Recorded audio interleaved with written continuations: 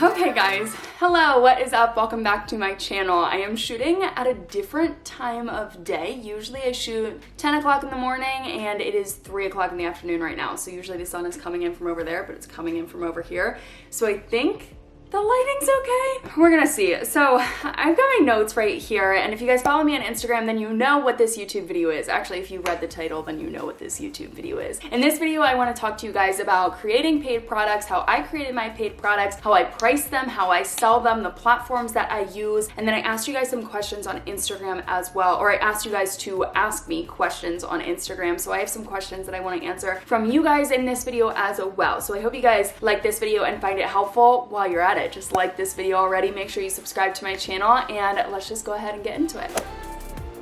So to start out, I just want to tell you guys what paid products I have so you can get a good understanding of where I am coming from and my experience with all of this. So I have got 4 main paid products that I have, but in reality I have got 8 or 9 paid products total, and they're a variety of things. So the first paid product that I tried to launch was in October of 2017. I came out with a course called online content creation. I don't even remember what it was called, but needless to say, my audience was not very big at the time. I think I had maybe 1,500 followers on Instagram. My website wasn't getting that much traffic. I had less than 1,000 followers, or not followers, subscribers on my email list. I didn't even have a YouTube channel at the time, and I came out with this course and it was gonna be priced at $50, but then no one ended up buying it, and I ended up making it available for free on my website because it just didn't feel right. My audience wasn't at the point where I could sell something to them, so I ended up making it available for free, and then I got rid of it completely because I was not truly proud of it. So then I spent a while and I worked hard on creating the Blog Biz Bundle. The first paid product that I ended up coming out with was the Blog Biz Bundle that launched in March of 2018, and that is kind of an online course, but also kind of not, because it comes with a few other resources. So it comes with like a productivity guide, it comes with my ebook, and then it also comes with media kits and stuff. So that one is definitely a bundle, and that's why I titled it that way. Then I have the Blog Hustler, which is my ebook, a guide to growing your blog in 90 days. That is probably by far my favorite product. I'm obsessed with that. Then I have the TCB Vault, which is basically like a place filled with all of my YouTube videos that aren't uploaded to YouTube, you know? So if you are looking for specific resources and just tutorials on how to do certain things, that is available in the TCB Vault, and there are 8 or 9 different sections to the vault. I thought there was 9, maybe there's only 8 sections to the vault. And then a few of those sections are actually sold separately as well. So the Pinterest Pro is actually a section that is available within the TCB Vault, but it is sold separately. So if you specifically want to learn about Pinterest, you can get that. And then the last paid product that I have is my Lightroom Presets that just launched a month ago, and I am obsessed with those. I love my Lightroom Presets, and I am so glad that you guys love them as well. Now, I'm not going to focus on my Lightroom Presets in this video just because there is so much different stuff that had to go on to create and sell my Lightroom presets. So if you guys are curious as to how I did that and the process, how that worked, especially if you are looking to launch your own Lightroom presets, please let me know in the comment section down below, and I'll create a whole nother video on that. In this video, I just want to talk about creating courses and ebooks and those kinds of paid products. So whenever I am planning out a new paid product, the first thing I like to do, I like to question my audience and make sure that it is a good idea. So when I first came out with that course that flopped, I didn't do my research. I didn't ask my audience if they were interested in it, and I didn't even tease it a little bit, not even at all. So when I ended up coming out with my Lightroom presets, I didn't think that I was ever going to launch Lightroom presets, but my audience was asking me for presets. I had people asking if I could give them the files, and even people saying that they would pay for my files to use my Lightroom presets. And I was like, if you guys really want this, I'm going to create it for you. So I ended up asking my audience on Instagram if they would be interested in buying my presets if I came out with them. And I got a resounding yes. I got such positive feedback on that. So I ended up coming up with my Lightroom presets. But let's go back to the Blog Biz Bundle. Before I had even created that, I did a questionnaire that I sent to my audience, and I asked them what they were really struggling with and what they would like to learn more about. And a lot of people said that they wanted to grow their blog, but they didn't have a plan to grow their blog. And they just felt like they were kind of treading water, spinning their wheels, but not actually making any progress. And I was like, okay, what can I create that's going to solve this problem? So I think that's really the first place you have to start, especially if you're creating an ebook or an online course. You have to think about, what is the problem that I am going to solve, and how can I solve it with whatever I am creating? So I ended up creating the Blog Biz Bundle that incorporated a variety of different things, because that's what I thought my audience truly needed. They didn't just need one specific course. They needed to know how they could be more productive effective, how they could really truly master social media, Pinterest, SEO, and it goes into like Google Search Console and all of that stuff. But there's so much information that I felt that they needed to know, so I created the bundle for them. Now, the planning process for me is kind of elaborate, and if you guys watch my YouTube video talking about how to survive writing an ebook, I kind of go into detail about how my planning process works. So I highly recommend that you guys check out that video, as well as I have another video talking about how to come up with a good paid product idea. So definitely check out that one as well. I'll include it in the description bar down below. But typically my planning process includes my journal right here. I will just map out all of my ideas. I will put them on note cards, and then I will move them all around and see what works best for me. But when I am designing a new paid product, I really do work closely with my audience to make sure that they are interested in it. And that was one of the questions that I got on Instagram was, how do you validate the idea for your paid product? And one, it's just surveying your audience, making sure that they're actually interested in it before you ever do any work, because if you spend hours creating something that then no one wants to buy, you've just wasted your time. So you need to make sure that you are creating something that someone actually wants to buy. So survey your audience, and then once you have part of it built, this is something that I did with the Blog Biz bundle. I had half of it created at that point. I sent an email to my email list asking if I could find some product testers, if people wanted to get access to my course at the stage that I was at that point and give me feedback. And then once they finished that, I wasn't going to give them the product for free, but I was going to give them a discounted rate. So I ended up having 15 product testers or so, and I think only 2 of them ended up not actually purchasing my product at the end of it. But it was really great to get their feedback and make sure that they actually liked it, and then the things that they wanted tweaked, I made those changes, and it ended up being very, very successful for me. The logistics of creating my paid products. So when it comes to my courses and my ebook, because again, creating my Lightroom presets was a totally different story. When it came to creating my courses, I shot them all on my camera, and then I edited them in iMovie, and I used Teachable. So I'm going to talk about Teachable in a little bit because that is so important to this whole entire thing. So I just shot them on my camera that I have right now. Actually, I think I shot most of them on my Nikon, but what I'm currently using to continue to develop my courses is my Canon EOS M50. Edited them in iMovie, and for me, my YouTube videos are very different than my courses. My courses are a bit slower paced. Yes, I still talk the same, but I do not edit out when I am breathing, and I don't make it as chopped and as edited, I guess you could say. My courses are a bit more like you're just sitting down in a room with me. So that's how I create my courses. When it came to my ebook, I've gotten this question a couple of times, what platform I use. Funny enough, I actually just used Pages. I didn't even have access to Word at the time, and I just used Pages to create my ebook. I wrote everything out, designed it that way, formatted it that way, and then I created the cover of my ebook in Canva. Of course, I use Canva for everything. I downloaded it as a PDF, and that's how I sold it to my audience, as a PDF. It was very simple.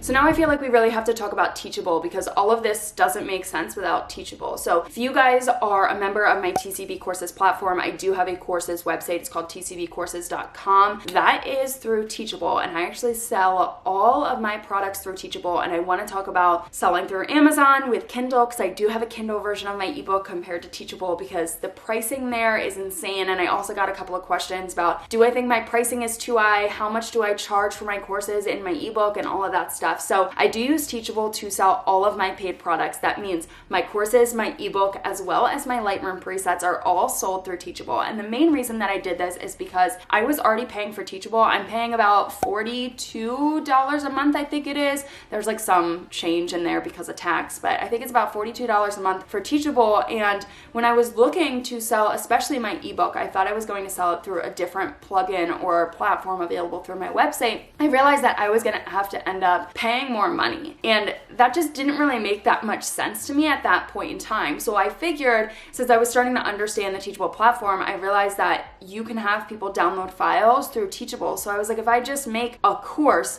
that sells my ebook, then I only have that one fee. I only have $42 a month. So that's how I really got started, by selling all of my products through Teachable. And then once I realized that I could also sell DNG files, which is what you need to sell Lightroom presets, I was like, I'm just gonna use Teachable because it makes my life a heck of a lot easier. So I do pay $42 a month to use Teachable, and then Teachable takes about 10% of what you make. So I really do want to break that down for you guys so you can understand the pricing and why I priced my products the way that I did. So when you're coming out with a paid product, I really do think that you need to do your research first and figure out what other people are charging. So when I first was coming out with my course, the Blog Biz Bundle course-like thing, I decided to do my research and figure out, okay, how are other people creating courses, for one, because this was going to be a very, very different course from any other course out there. So how are other people creating courses? And then what was their price point like for the success of their platform? So if I compared my prices to like Melissa Griffin and Exo Sarah, especially over a year ago, almost 2 years ago, it wouldn't have made sense for me to charge $490 some. It just wouldn't have made sense. They are clearly so much more established than me, especially at that point in time, that I realistically couldn't charge that much because my audience wasn't willing to pay that much and my knowledge base just wasn't as strong as theirs. So I had to look at people that were actually comparable to me and figure out what they were charging. So when I first came up with a Blog Biz Bundle, I made a huge mistake and I ended up only charging $35 for it, which I realized, I think maybe a week or two in, that was absolutely silly of me, because not only I was devaluing my work 100%, I had put a lot of time into creating the Blog Biz Bundle, and for only charging $35, I mean, that's less than my hourly rate. That was just awful. And then I also realized that I was also making my product kind of bring down the value of other bloggers' products. You know, so if someone was trying to charge like $197 for a course and I was only charging $35, it just didn't make any sense in my industry, in my niche, and with other content creators, I didn't want to bring down the value of their work. So I ended up having to up the price of the Blog Biz Bundle, and I'm really, really happy with the price that it's at now. I think that is a fair and reasonable price, but that is one area that I definitely made a mistake. So do your research and see what prices other people are charging, but be realistic with yourself and realize that maybe at this point in time, you do not have as many followers or your audience isn't ready to buy something that's super, super expensive from you. You have to be practical. And another good way to come up with your price is to ask your audience what they would actually be willing to pay for a product that you create. Now, I think I'm gonna jump to my whiteboard because I wanna break this down for you and show you exactly why I price my products the way that I price them. Okay, so I have mapped out all of my main paid products right here. So I spelled hustler wrong, and I didn't even notice. Okay, so I've got the initial price, what you guys are charged whenever you purchase one of my paid products. And I'm really, really hoping that you guys don't think that whenever you buy my full collection of my presets, $40, that I make all 40 of those dollars. Like, that's just not true. For one, the first thing we need to consider is that every month I am being charged $42 to use Teachable. So that is something that I definitely take into consideration when I am pricing my products. I have to cover that expense. The other thing that I have to cover is that Teachable actually takes about 10% of whatever this dollar amount is. They take 10%. So let me calculate how much I make after Teachable.